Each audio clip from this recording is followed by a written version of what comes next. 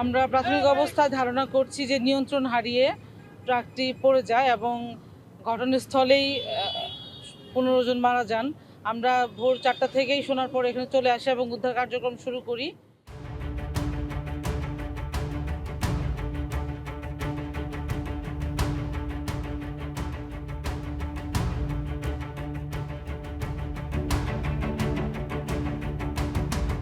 আমরা তো ছিলাম ভিতরে, উপরে পলিথিন, ভিতরে রড, তারপরে মানুষ। উপরে তো কীভাবে যে কী হলো আমি নিজেই জানি না।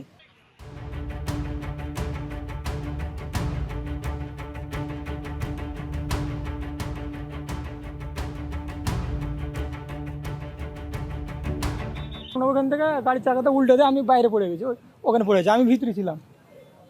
আর আমার চারিপাশের লোক মারা গেছে সবগুলো।